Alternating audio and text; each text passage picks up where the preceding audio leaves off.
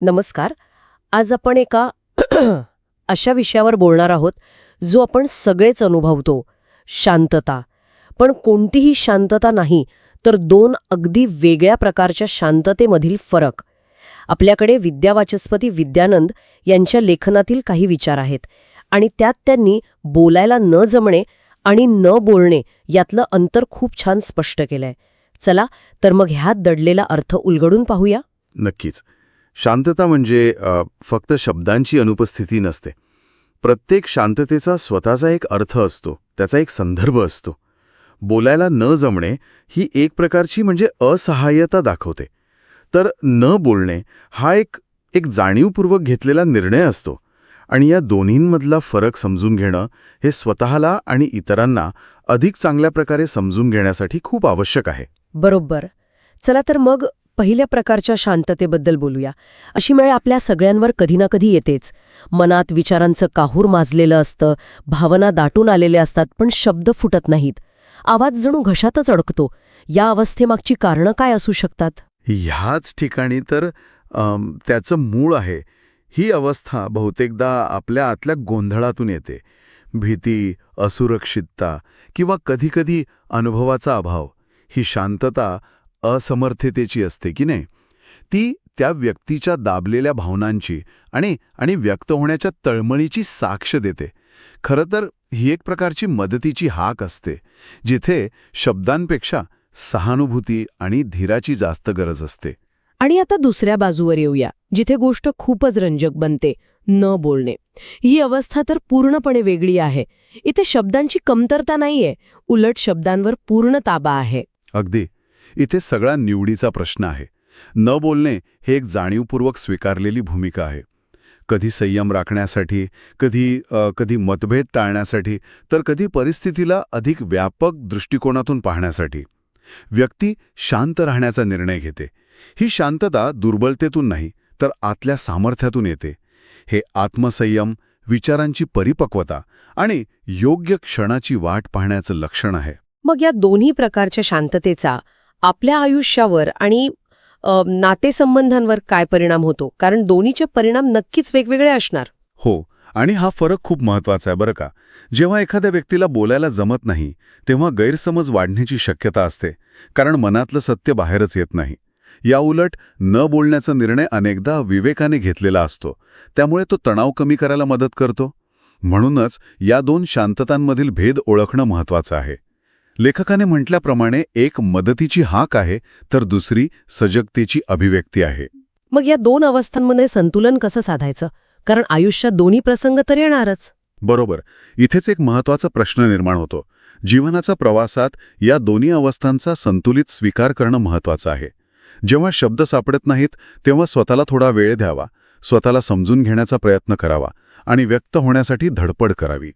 आणि जेव्हा न बोलणं योग्य वाटतं, तेव्हा त्या शांततेचा अर्थ जाणून तिला आपलं सामर्थ्य मानावं.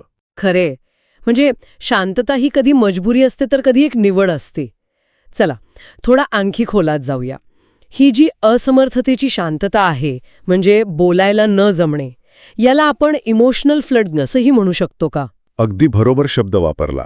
इमोशनल फ्लडिंग म्हणजे भावनांचा इतका महापूर येतो की आपला जो तार्किक विचार करणारा मेंदू आहे तो तात्पुरता काम करणं थांबवतो. त्यामुळे बोलायची प्रचंड इच्छा असूनही शब्द सुचत नाहीत. ही शांतता म्हणजे रहदारीत अडकलेल्या गाडीसारखी आहे. हॉर्न वाजवायचाय पण पुढं जायला जागाच नाहीये. वाव, हे उदाहरण खूपच समर्पक आहे. पण मग अशा परिस्थितीत अडकलेल्या व्यक्तीला आपण ओळखायचं कसं? कारण बाहेरून पाहणाऱ्याला असं वाटू शकतं की ती व्यक्ती मुद्दाम बोलत नाहीये किंवा तिला काही फरकच पडत नाहीये. हाच तर सर्वात मोठा गैरसमज होतो. ही शांतता ओळखायला खरं तर त्या व्यक्तीच्या देहबोलीकडे लक्ष द्यावं लागतं. त्या शांततेत एक प्रकारची अस्वस्थता असते. डोळे सारखे इकडे तिकडे फिरतात, हातांची चलबिचल सुरू असते, किंवा व्यक्ती पूर्णपणे स्तब्ध, जणू गोठून गेल्यासारखी दिसते. विद्यानंद यांच्या लेखनानुसार ही एक मदतीची मूक हाक आहे. अशावेळी बोल काय झालं असं विचारून दबाव टाकण्याऐवजी ठीक आहे, वेळ घे, मी इथेच आहे, असं म्हणून दिलेला आधार जास्त महत्वाचा ठरतो. हो ना, कारण दबाव टाकला की ती व्यक्ती आणखीनच स्वतःच्या कोशात जाते. पण याच्या अगदी विरुद्ध ती दुसरी शांतता, न बोलणे. तुम्ही म्हणालात की ती सामर्थ्याचं प्रतीक आहे. म्हणजे हे एक स्ट्रॅटेजिक सायलेन्स झालं, बरोबर? हो, धोरणात्मक मौन ही एक जाणीवपूर्वक केलेली चाल आहे. जसं बुद्धिबळात खेळाडू पुढची चाल खेळण्याआधी थांबतो, विचार करतो, तसंच काहीसं. मग लोक अशी भूमिका का घेतात? मला वाटतं पहिलं कारण म्हणजे वाट टाळण्यासाठी. बरोबर. त्याला डी-एस्कलेशन म्हणतात. म्हणजे परिस्थिती नियंत्रणाबाहेर जाऊ नये म्हणून शांत राहणे. दुसरं कारण म्हणजे स्वतःच्या शब्दांना अधिक वजन प्राप्त करून देणे. सतत बोलणाऱ्यापेक्षा योग्य वेळी बोलणाऱ्याच्या मताला जास्त किंमत असते.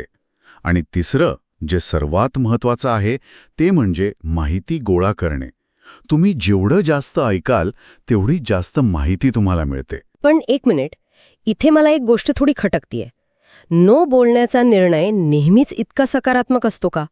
कधीकधी तो भीतीतून किंवा जबाबदारी टाळण्यासाठीही घेतला जाऊ शकतो की नाही? म्हणजे या भानगडीत कोण पडेल त्यापेक्षा गप्प बसलेलं बरं, असा विचार करूनही तर लोक शांत बसू शकतात. तुम्ही खूप खूप महत्त्वाचा आणि गुंतागुंतीचा मुद्दा मांडला आहे. आणि इथेच शांततेचा तिसरा, अधिक छुपा प्रकार समोर येतो. आपल्या स्त्रोतांमध्ये त्याला निष्क्रिय आक्रमक शांतता असं म्हटलंय, ज्याला आपण सोप्या भाषेत सायलेंट ट्रीटमेंट म्हणतो. ओहो, सायलेंट ट्रीटमेंट. हो, ही शांतता सामर्थ्यातून येत नाही किंवा असहाय्यतेतूनही नाही. ती येते छुप्या रागातून. व्यक्तीला थेट संघर्ष करायचा नसतो, पण तिला आपली नाराजी व्यक्त करायची असते. म्हणून ती संवादाचं शस्त्र खाली ठेवते. मी तुझ्याशी बोलणार नाही हा संदेश देऊन ती समोरच्याला एक प्रकारे शिक्षा करत असते. अरे देवा, म्हणजे ही शांतता एक शस्त्र म्हणून वापरली जाते? ही तर खूपच धोकादायक आहे, विशेषतः नात्यांमध्ये. कारण इथे काय चुकलंय हे सांगितलं जात नाही. फक्त एक थंड शांतता पसरवली जाते, ज्यामुळे समोरची व्यक्ती गोंधळते, अपराधीपणाच्या भावनेत जाते. नेमका हाच त्याचा उद्देश असतो. ही शांतता संवाद तोडते आणि गैरसमज वाढवते. बघा, असमर्थतेची शांतता मदतीची अपेक्षा करते, सामर्थ्याची शांतता परिस्थिती सुधारण्याची अपेक्षा करते, पण ही निष्क्रिय आक्रमक शांतता समोरच्याला त्रास देण्याची अपेक्षा करते. या तिन्हींमधला फरक ओळखता येणं हे भावनिक बुद्धिमत्तेचं एक मोठं लक्षण आहे. हे सगळं ऐकून मला एक प्रश्न पडतोय. आपण शांततेबद्दल बोलतोय, पण या शांततेची अर्थ जगात सगळीकडे सारखेच आहेत का? म्हणजे भारतीय संस्कृतीत शांत बसण्याचा जो अर्थ घेतला जातो, तोच अमेरिकेत किंवा जपानमध्ये घेतला जातो का? नक्कीच नाही. आणि हा खूप रंजक भाग आहे. शांततेचं व्याकरण प्रत्येक संस्कृतीत वेगळं असतं बरं का. उदाहरणार्थ, जपानसारख्या पूर्वेकडील अनेक संस्कृतींमध्ये शांततेला खूप मान आहे. ती विचार, आदर आणि समजुतीचं लक्षण मानली जाते. या उलट अमेरिका किंवा अनेक पाश्चात्य देशांमध्ये संभाषणातील शांततेला ॲक्वर्ड सायलेन्स म्हणजे अवघडलेपणाचे लक्षण मानलं जातं. तिथे शांतता म्हणजे संवाद तुटला, काहीतरी बिनसललंय असं समजलं जातं. वा, म्हणजे एका संस्कृतीत जे आदराचं लक्षण आहे ते दुसऱ्या संस्कृतीत अनादराचं लक्षण ठरू शकतं. हे तर आंतरराष्ट्रीय व्यवसाय किंवा वेगवेगळ्या संस्कृतीतील लोकांच्या नातेसंबंधांमध्ये खूप मोठे गैरसमज निर्माण करू शकतं.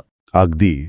म्हणूनच जागतिक स्तरावर काम करणाऱ्या लोकांना या कल्चरल कोड ऑफ सायलेन्सबद्दल शिकवलं जातं. शांततेचा अर्थ लावण्याआधी समोरच्या व्यक्तीच्या सांस्कृतिक पार्श्वभूमीचा विचार करणं खूप महत्त्वाचं आहे. ठीक आहे. तर आत्तापर्यंत आपण 3-4 वेगवेगळ्या प्रकारच्या शांतता पाहिल्या. एक असहाय्यतेची, दुसरी सामर्थ्याची, तिसरी शस्त्र म्हणून वापरली जाणारी आणि चौथी जिला संस्कृतीचा संदर्भ आहे. हे सगळं खूपच डोळे उघडणारं आहे. पण आता सर्वात महत्त्वाच्या भागाकडे वळूया. या सगळ्या प्रकारच्या शांततेला आपल्या दैनंदिन जीवनात हाताळायचं कसं? सुरुवात करूयात त्या पहिल्या प्रकारापासून. जेव्हा आपल्याला बोलायलाच जमत नाही, तेव्हा काय करायचं? ही एक मोठी लढाई असते, पण ती जिंकता येते. याची पहिली पायरी म्हणजे स्वतःवर रागवण्याऐवजी ती परिस्थिती स्वीकारणे. ठीक आहे, मला आता त्रास होतोय आणि ही एक नैसर्गिक प्रतिक्रिया आहे असं स्वतःला सांगणं. दुसरी पायरी म्हणजे व्यक्त होण्यासाठी पर्यायी मार्ग शोधणे. जर तोंडी बोलता येत नसेल तर लिहून काढण्याचा प्रयत्न करावा. आणि तिसरी, सर्वात महत्त्वाची पायरी म्हणजे बेबी स्टेप्स घेणे. मोठ्या गटात बोलण्याची भीती वाटत असेल तर आधी फक्त एका विश्वासू मित्रासमोर बोलायचा सराव करावा. आणि जेव्हा आपण जाणीवपूर्वक शांत राहण्याचा निर्णय घेतो, तेव्हा तो निर्णय समोरच्याला निष्क्रिय आक्रमकता किंवा दुर्लक्ष वाटू नये यासाठी काय काळजी घ्यायची? हा प्रश्न खूप महत्त्वाचा आहे. कारण तुमच्या मनात सामर्थ्याची शांतता असली तरी समोरच्याला ती शस्त्र वाटू शकते. यासाठी तुमच्या शांततेला एक संदर्भ देणं गरजेचं आहे. उदाहरणार्थ, या विषयावर मला थोडा विचार करून बोलायला आवडेल, किंवा मला तुझा मुद्दा समजून घेण्यासाठी थोडा वेळ हवा आहे, असं सांगून तुम्ही तुमची शांतता स्पष्ट करू शकता. आणि तुमची देहबोली सकारात्मक ठेवा. आणि शेवटचा आणि सगळ्यात अवघड प्रसंग, जेव्हा आपण दुसऱ्याच्या शांततेचा सामना करत असतो. विशेषतः जेव्हा आपल्याला कळत नाही की ती शांतता कुठल्या प्रकारची आहे, तेव्हा काय करायचं? पण प्रश्न थेट तू गप्प का आहेस असा नसावा. त्याऐवजी सगळं ठीक आहे ना, किंवा तू विचारात पडल्यासारखा दिसतोयस, असे मोकळे प्रश्न विचारा. याने समोरच्या व्यक्तीला व्यक्त व्हायला एक सुरक्षित जागा मिळते. आणि जर तुम्हाला वाटत असेल की ही सायलेंट ट्रीटमेंट आहे, तर त्याला थेट पण शांतपणे सामोरं जाणं महत्त्वाचं आहे.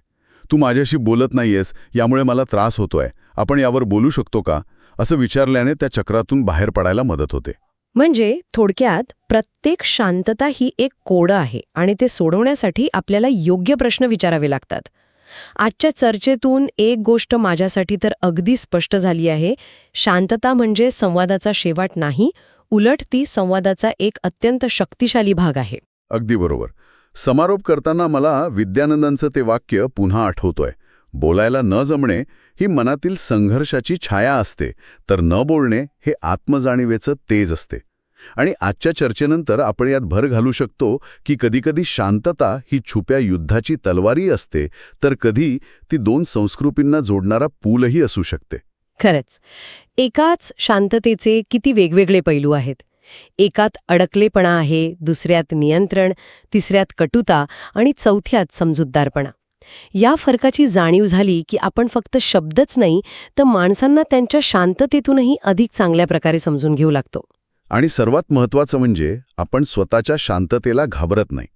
आपण तिला ओळखायला शिकतो, तिचा योग्य वापर करायला शिकतो, आणि गरज असेल तेव्हा तिच्या पलीकडे जाऊन संवाद साधायला शिकतो. तर पुढच्या वेळी जेव्हा आपल्या आयुष्यात किंवा एखाद्या महत्त्वाच्या संभाषणात शांतता पसरेल, तेव्हा फक्त अवघडून जाऊ नका. क्षणभर थांबा आणि विचार करा, ही शांतता नक्की काय सांगू पाहते? ही असहाय्यतेची छाया आहे, सामर्थ्याचं तेज आहे, की एखादं लपवलेलं शस्त्र? त्या शांततेला वाचायला शिका.